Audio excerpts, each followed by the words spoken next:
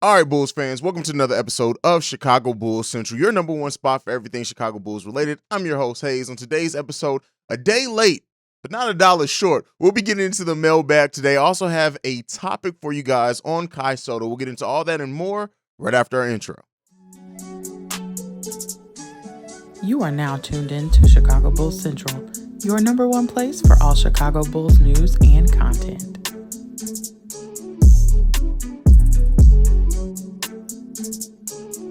All right, Bulls fans. So I feel like this Kai Sotto thing has gotten a bit out of hand. And one of the things that we do as a fandom, and like I've said before, I don't think this is unique to our fandom. I think every fan base does this. But as Bulls fans, we start always letting the hype train build. And then I think like as a fan base overall, we just focus in on that at some point. And while Kai Sotto is a very solid draft prospect, especially in that second round, it seems like some Bulls fans have now made it seem like he's the answer for the Chicago Bulls. And I think that I just want to put it in perspective for one, before we get into the mailbag, on just the reality of a prospect like Kai Sotto and what that could mean and what he could bring to the Chicago Bulls. If Kai Sotto is drafted, it's not going to be with the 18th pick. And since the Bulls don't have a second round pick, unless they do, acquire his draft rights after he's required, because keep in mind, if the Bulls did trade for that second round pick, well, at this point, they can't trade before the draft. There's no trades, I don't believe, allowed right now. So it would have to be a draft day trade. And the way that those trades work is that the actual team that has the picks makes that draft pick, and then the trades are made official after those picks are made. So the Bulls could technically trade for a second round pick if they did want to acquire Kai Sotto. It is reported he already has a promise from a team. I know that he did just work out with the Bulls, but I wanted to put this in perspective. Kai Sotto is a long-term project. And Kai Sotto is even more raw than Marko Simonovic, than Lauri Markkanen when he initially came in, than Niko Mirotic was when he came in. And you remember how some, not all Bulls fans, but especially, I think it happened with Lauri, and it was because of Lauri's first two seasons, which were reasonable.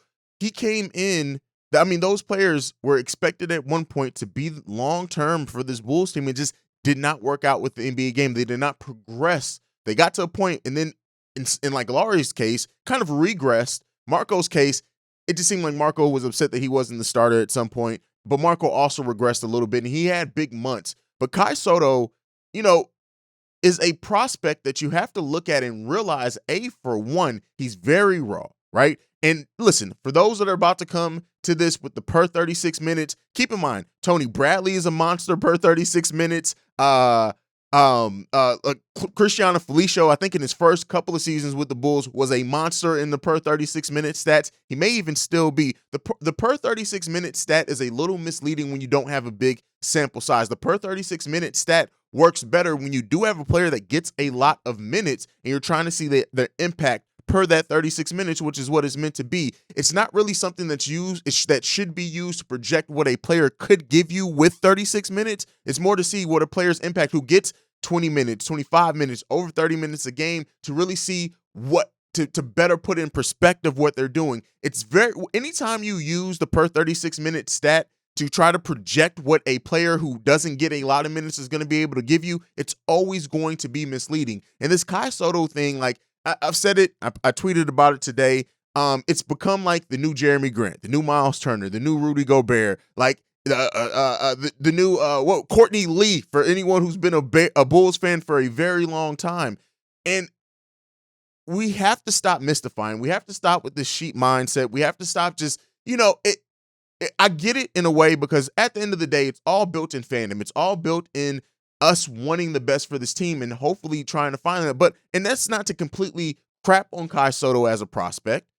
I just think that if Kai Sotto is drafted, he's going to be a couple of years away. It's not going to be immediate. The NBA game also has to come to him. That's something that we have seen with especially foreign bigs, is that the NBA game usually has to come. Now, you do have some that come in and are ready right away, and the physicality of it is not the part that I'm talking about. It's more the speed. It's the fact that everyone's big. It's things like that. It's NBA defenses. The fact of like NBA teams get way more creative with offenses usually than a lot of foreign teams. Now, that's not every foreign team will want to be, because I know the keyboard warriors are ready to go.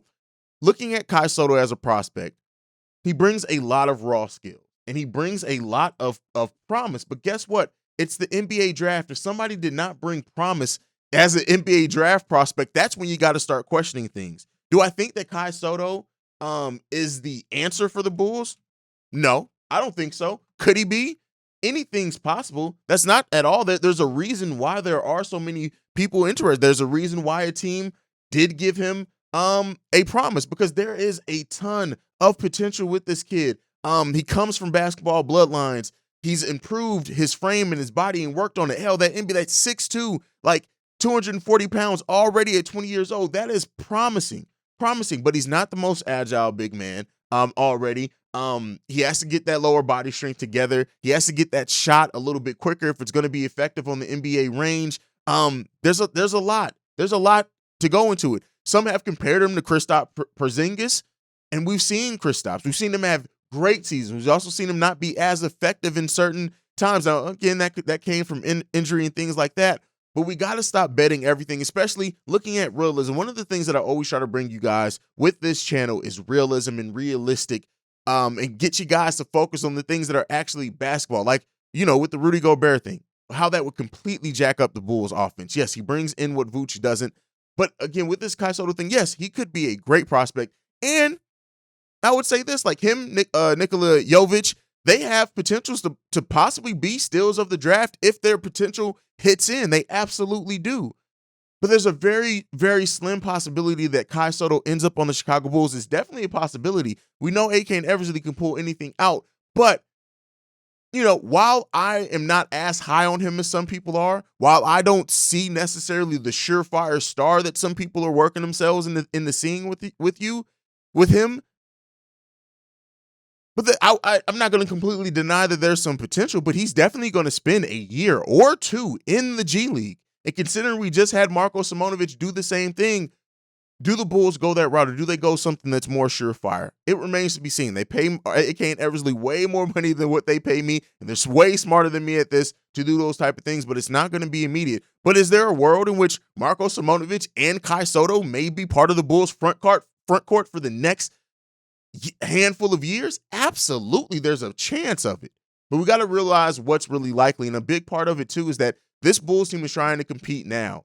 And not to say that they're not going to be willing to draft a prospect, especially if they see their ceiling and a superstar potential there.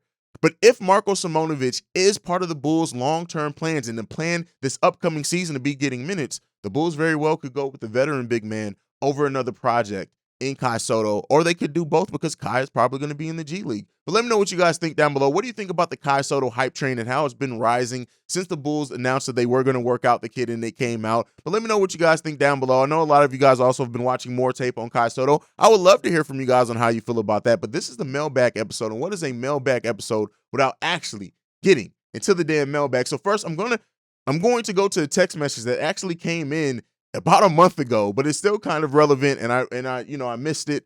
This one's from the 510. He did not leave his name, but he says this: in my opinion, bro, I think Zach does deserve the max contract, but the Bulls should let him know he got to perform better since he will be 100% after his knee, and our bench legit sucks. Kobe White, I don't know what's up with him, but he has to get better, and we need shooters most definitely. That's a text from the 510. If you did leave that, start leaving your guys' name or a handle or something so I can shout you guys out properly when you send in the text messages. But what I'll say with this is that Zach LaVine, as far as his contract, you guys know where I stand on Zach LaVine's contract. I'm not going to really rehash that part of it. Do I expect Zach to come in better? Absolutely. Zach was 12th in the league in scoring, and half that season he was hurt.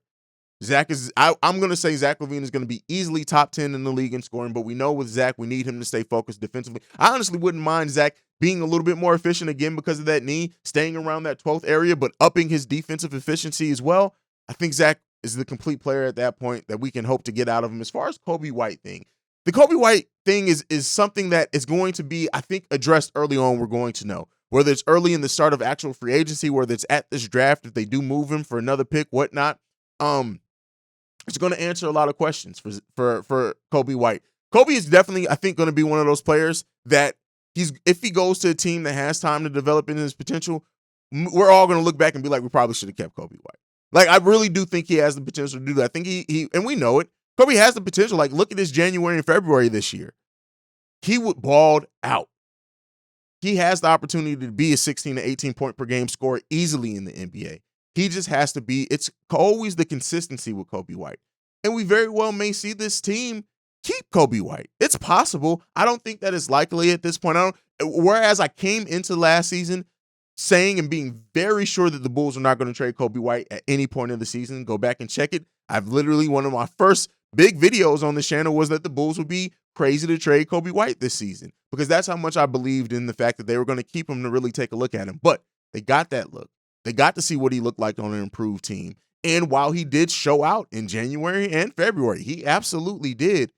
That inconsistency down the stretch, how much does this front office hold that against them when the whole team was being very inconsistent, when the whole team couldn't apparently shoot? There's a lot going on with this Bears team at the end of the season that they may look at it and decide to give Kobe White a pass for a little while. They very well may.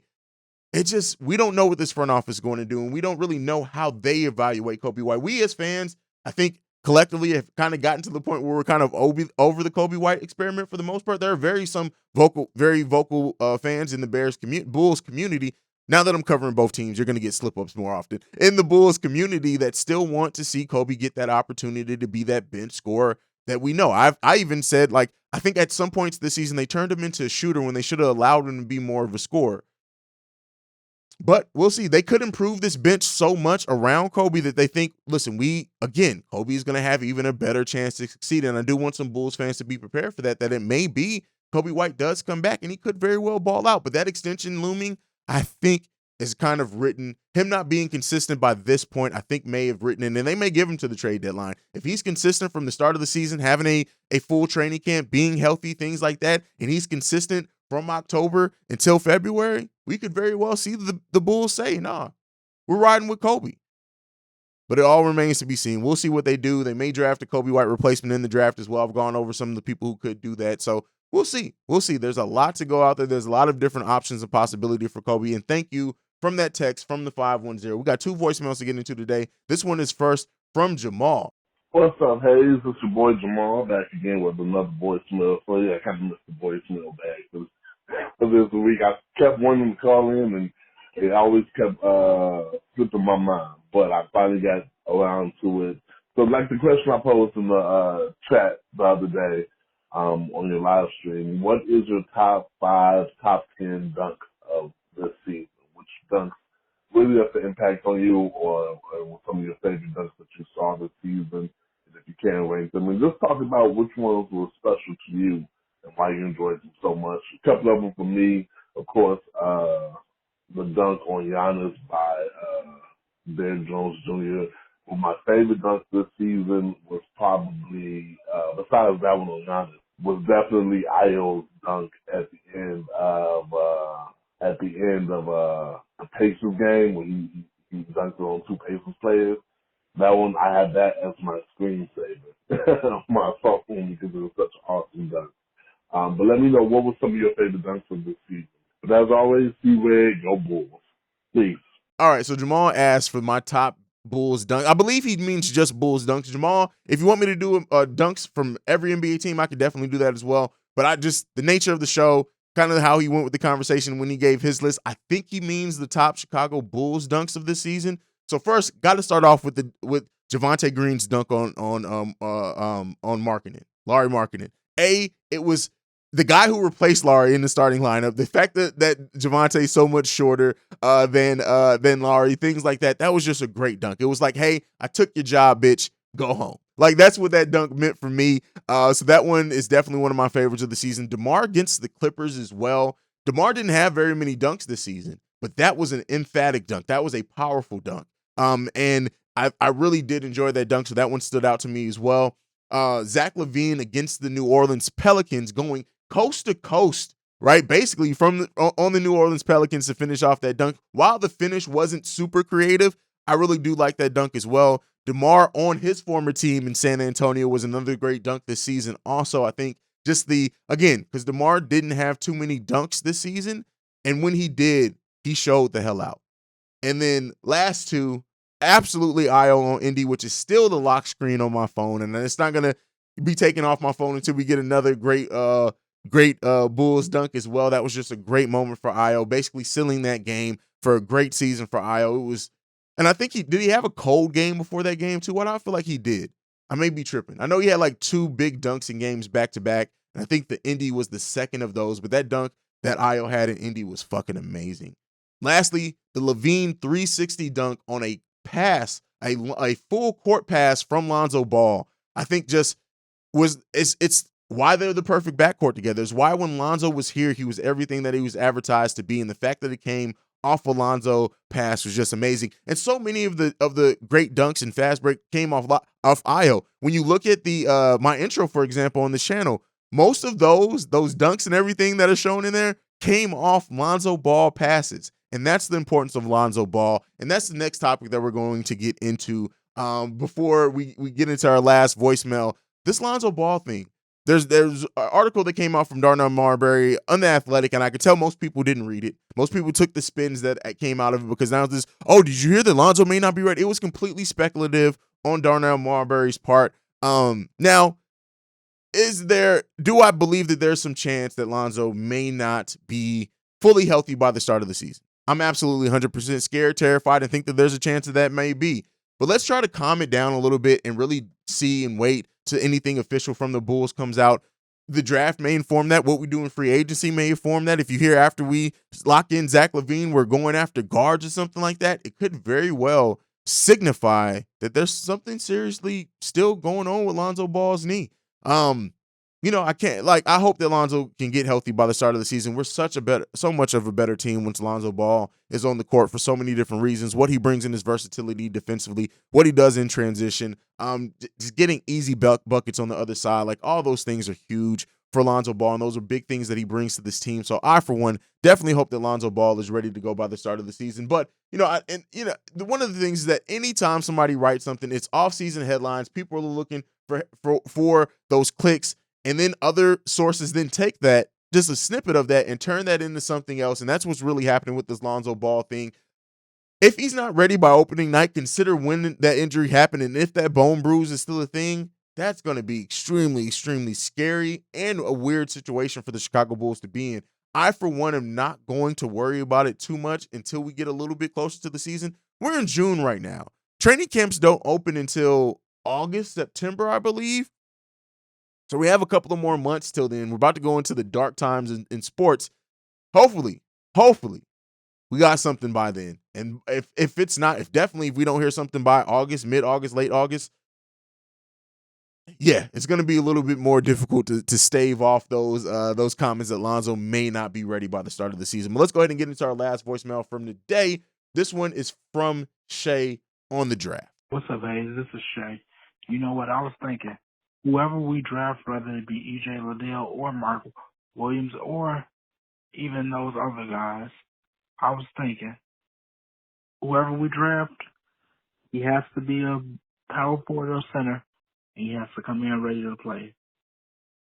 Now, I think me and you can both agree on that. He can't be some skinny person who we got to send down to the G League. He has to be ready to play and play defense and probably shoot a little bit. But one thing about it that me and you both can agree on, he has to be a big man. Anyway, tell me what you think. Peace. All right. And I kind of talked about this as well. I get what Shay's getting at. And I do think that my personal opinion is that the front office is going to go somebody who has a ready-made skill right now. Now, that doesn't mean that most of their potential doesn't come later, because there are some prospects in here that are 19, 20 years old that have a key part of their game where they can contribute now. Like I talked about Dyson Daniels and what he can contribute now, but he very much needs to work on his consistency, long-term things like that. But I think he's somebody who could possibly come in and maybe be more consistent than Kobe White as far as the scoring aspect, but those other aspects of his game he needs to come. But we know AK and Eversley, and they're going to be focused on more than likely best available, especially considering that they do have some assets to where they can bring in veterans, and that's who they can bet on being ready to contribute right now. So, Shay, I kind of disagree with you that it's only in the sense that it's a complete possibility that the Chicago Bulls may go potential here. They may go somebody who's not able to contribute right away. They may go somebody who is skinny in Shay's comments and needs some time to fill out. Like Nikola Jovic absolutely could be the pick for the Bulls at number 18. And while in his first season, he may not be ready to contribute at a huge level a season from now, 2 seasons from now, 3 seasons from now. we could very well be looking at the best pick from that draft. So I wouldn't necessarily say, Shay, that that's true that they need to go somebody able to right now. I think that that's more likely than not, in my opinion, but I do think that there's absolutely a world, because looking at the prospects in this draft, that they could go potential in here. And if they see a star in a player, if AK, who drafted Nikola Jokic, who was ready to contribute in his first season, but if he sees the next great big in Nikola Jovic, he'll absolutely take him. Potential be damned. Needing somebody to contribute right now be damned. He absolutely will take that player, and he should. It with his ability to draft.